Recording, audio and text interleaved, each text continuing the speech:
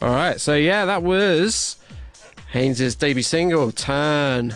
And now the lady is in the studio with me now. So welcome to Trainwreck. Yes, thank you. Great to be here.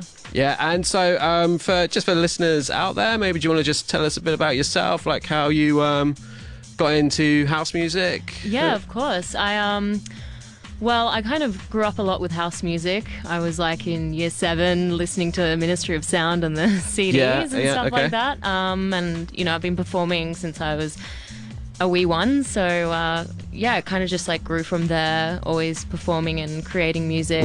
I just finished graduating from WAPA doing a Bachelor of Music Theatre, which is a lot of fun, and I'm also an alumni at Lab 6. I started this year doing music producing. With Jeremy, who was incredible. It just kind of flourished from there, and the rest is history. Sure, okay. And so, you say you were performing for a long time. Like I don't imagine you were sort of getting up on the decks from a young age sort of thing. No, I started DJing only a year ago. I got these little DDJ 400s just in my bedroom mucking around. Yeah, that's what I've got. Shout out to the Love the 400. It. Yeah, so good. I guess it just turned into something that I then wanted to flourish more, and it's just like so much fun. Love going to house events, and I've always, whenever I was at those events, I'd be like, man, it'd be so awesome to be up there and do my thing. So no, it's great that I get to do that. Yeah. And so in a fairly short time, you've gone from being like, okay, I'll have a go at this in terms of just spinning some tunes. Which a lot of people spend a long time just doing that, but now you've actually just got a record out, sounding pretty accomplished. You know, and I think I listened to it yesterday, and it's got a bit of an earworm. You know, it's sort of been going around in my head even today. You know, and how did that come about? So, well, I wrote the track in May, and it was sort of, you know, summer was well and truly over, and I was kind of reminiscing on those summer days, and I just really wrote the bones of the song in May, and I thought, well, it felt boppy, and all my friends were saying it's a good hit, so I thought, all right, I'll produce it and put it out there. So and so we should point out as well, I suppose, because it's not immediately obvious, because a lot of producers do work with samples, but that is all your own vocals and stuff. Yeah, that's all my vocals. So it's a from scratch. Yeah, there from you scratch. Go. Yeah. I guess it's exciting to. I guess I always wanted to collaborate with a producer, and I guess then learning to produce, I'm like, hang on a minute, I can write the music myself and sing. So I guess it's fun. I guess I can be in the studio for hours and hours and just muck around producing and singing. So sure. It's good fun. That's nice. And so how?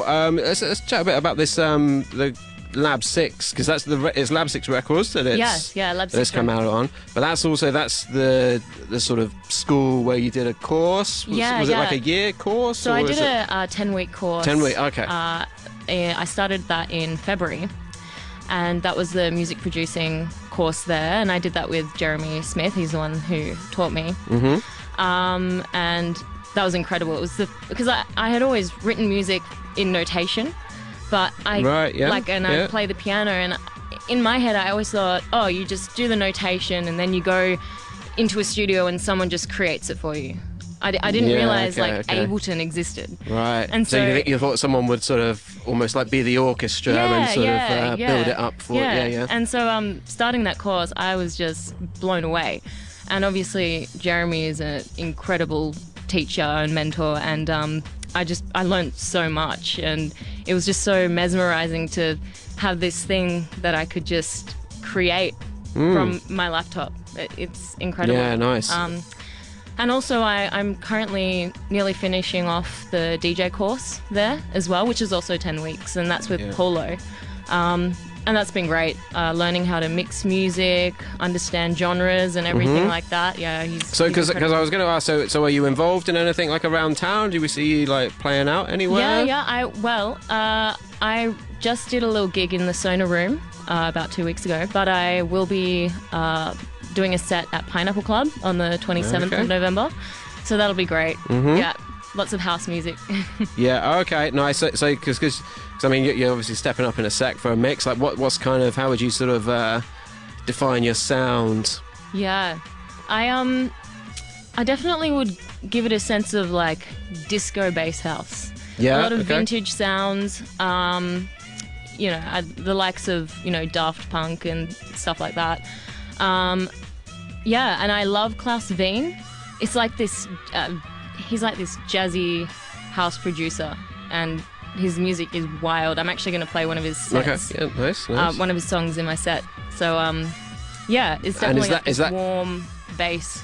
Okay, and did you try to sort of go for that sort of thing with your production as well? Or absolutely. Yeah, absolutely. I think I was always listening to that kind of music when I was a kid, and you know, going to house events, I would, if there was certain stages, I'd seem to poddle along to more of that kind of disco-y vintage house sound. And naturally, when I started producing it, that's how it just came about.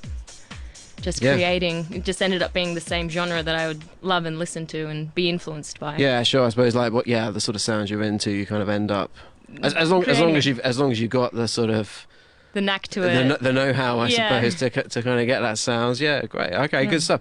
Well, the track has stopped, so I think it's maybe time we'll get you to step up in the mix. We'll have another little chat at the end. So yeah, do definitely stick around. And so we got HAiNES. We'll be stepping up for the mix for the next through to 11 p.m. So keep it locked. It is Trainwreck here on RTR FM.